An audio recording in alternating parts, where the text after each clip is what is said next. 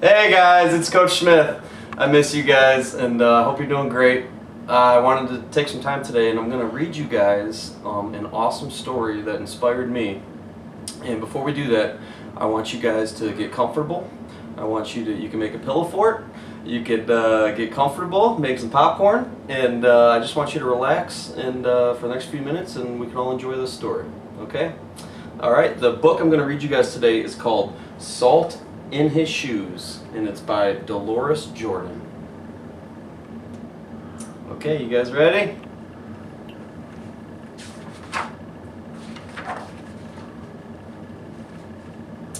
Michael loved to play basketball. Every Saturday he followed his older brothers, Larry and Ronnie, to the park, hoping that they would let him play. And if one of the guys who usually played with them didn't show up, they always let Michael play. But there was one problem. His name was Mark, and he was the tallest boy on the court. "What's the matter, Mikey? You too short?" Mark flapped his arms in Michael's face. "Over here!" shouted Larry. But when Michael threw the ball, Mark's long arms came out of nowhere and knocked the ball away. It flew into the hands of a player on Mark's team, and he made the basket, and the game was over, just like that. And if you look, this is Michael right there, and that's big old Mark.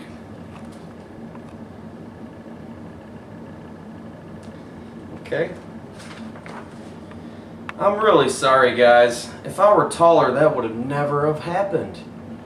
All the way home, Michael apologized to his brothers, even though no one was mad at him. His oldest brother, Ronnie, tried to cheer him up. "Look, little brother, you played good today. Don't worry, we'll win next time." And here's a picture of the boys walking home from the park.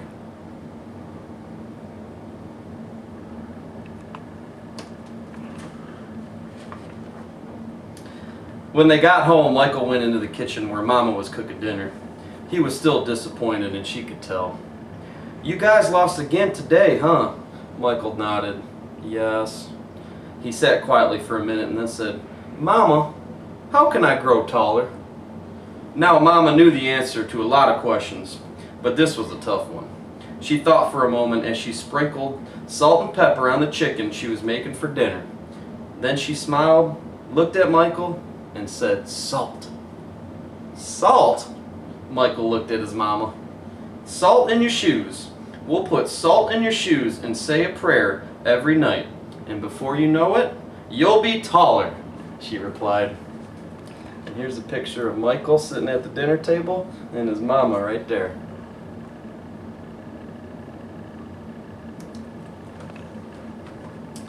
"Salt in my shoes?" Michael said quietly to himself. Surely Mama was teasing.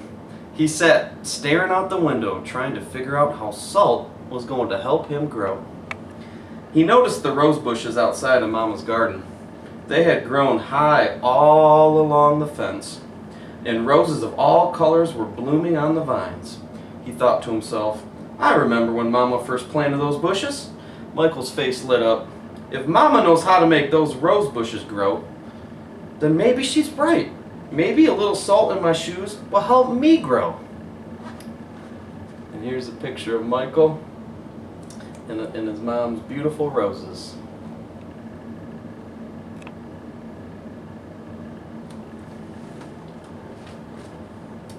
Growing more excited, Michael twirled around and started asking a lot of questions. He said, "Mama, how long did it take? And how tall do you think I'll get?" Smiling, his mama sat down next to him and explained, "In order for this to work, the most important things you have to do are be patient and listen to what I tell you and say your prayers every night." Listening carefully, Michael shook his head. "Okay, Mama, I'll be patient, but what does saying my prayers have to do with it?" And Mama replied, "Everything," and she gave him a big hug. "Now go wash up and tell your brothers and sisters to get ready for dinner." Michael dashed out of the kitchen, almost knocking over his father, who was walking in. "What's he up to now?" asked his dad. "Oh, the usual," Mama laughed, "chasing a dream." And here's a picture of Michael talking to his mama in the kitchen, and she's giving him a big hug.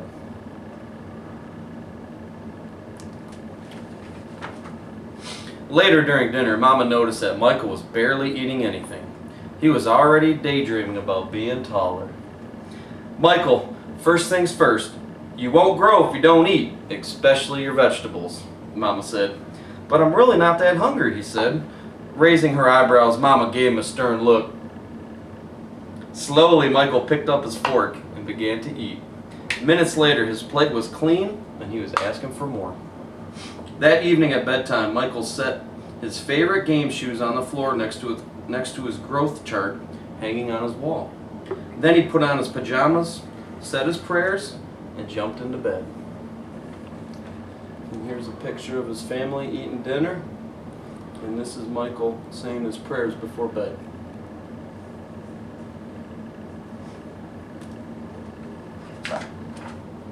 When Mama came in, Michael was fast asleep. But the look on his face, she could tell he was already playing basketball in his dreams. Standing by his bed, Mama sprinkled a little salt in his shoes. Then she prayed quietly over him, as she did all of her children. And if you look, this is Mama coming in the bedroom at night to sprinkle a little salt in his shoes so then Michael could grow to be big and strong. Mama said, "Dear God, please help Michael to be the best he can be and give his best in all that he does. And Lord, could you please make him just a little bit taller tomorrow than he was today? Thank you, and amen." After that night, Michael wore his favorite game shoes everywhere he went, even to church. And he stopped going to the park with his brothers on Saturdays. Instead, he stayed home and practiced. He wanted to grow a few more inches before he went back to the park to play with the big kids. Here's a picture of his mama praying at night. And this is Michael practicing to get better at basketball.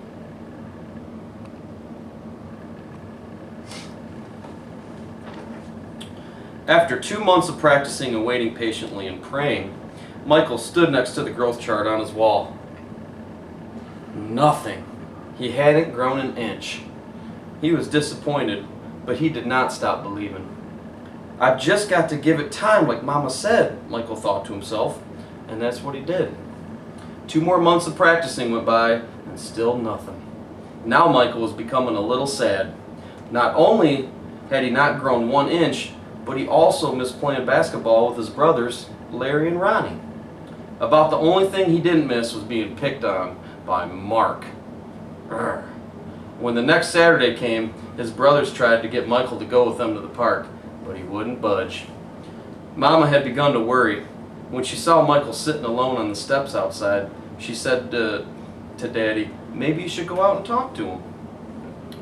And here's a picture of Michael trying to be taller, and Mom and Dad seeing Michael sad outside.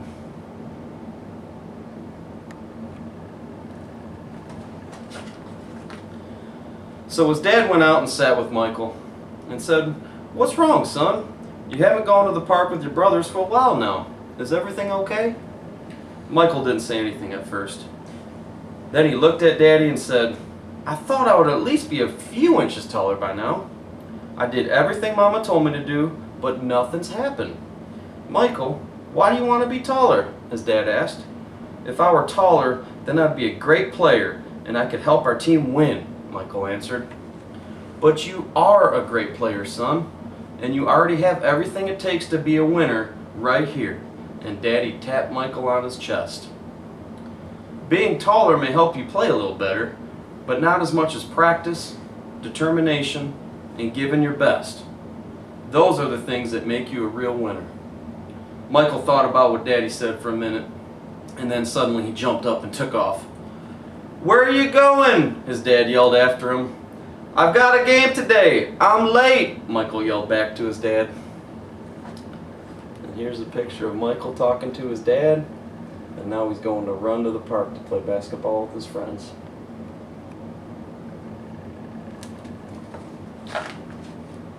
When Michael reached the park, the game had just started. He sat on the bench hoping he would get a chance to play. And then he did. The game was almost over and the score was tied when John, one of the guys on Michael's team, fell and hurt himself. Here was Michael's chance. Michael joined the team in the huddle, and they all gathered on the sideline during a timeout. Okay, the game is tied. All we need is 1 point. Who wants to take the shot? Ronnie asked. He looked in Michael's direction, feeling more confident than ever. Michael said, "I'll do it." Here's a picture of all the boys playing basketball at the park. And this is the team in the huddle, getting ready for the last play.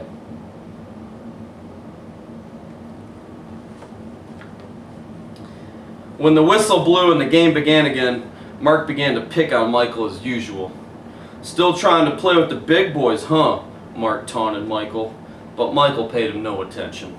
Taller or not, he had been practicing, and today he was determined to win. Larry threw the ball in bounds to Michael.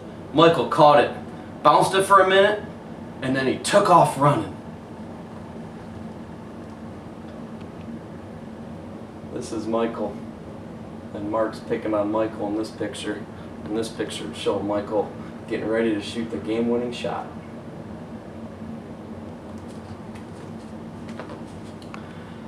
As he approached Mark, Michael shifted to his right, and Mark followed him. But while he was still shifting, Michael did a spin move and spun to his left. He stepped behind Mark and shot. The ball arced far above his opponent's hand and fell silently through the hoop. 2 points! The game was over.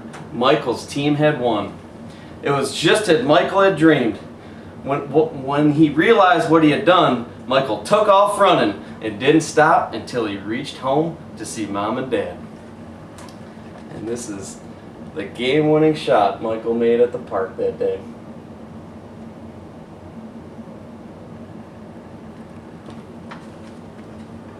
Bursting through the door, he shouted, "I did it, Daddy! I did it! I shot right over the tall guy's head, and we won the game."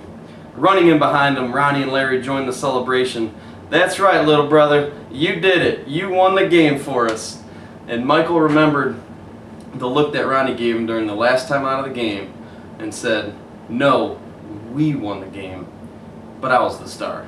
And the whole family laughed. After that day, Mama stopped putting salt in Michael's shoes. But Michael did not stop being patient, working hard, and praying. And this is a picture of Michael running through the door, happy and excited because he made the game-winning shot. And this picture is his family congratulating him. And now, so that must be what made Michael grow to be a 6'6" tall basketball superstar. And this is a picture of Michael Jordan. He became the greatest basketball player that ever lived. The end. Hope you guys enjoyed the story. The story was about how if you just have faith and you practice and you pray and you believe in yourself, you can accomplish anything. And that's why I wanted to read you guys that story. And I just hope you get some good things out of that. I hope you enjoyed story time, and I look forward to doing it again with you guys, okay? Stay safe. I miss you guys, and hopefully I'll see you guys soon, okay? Take care.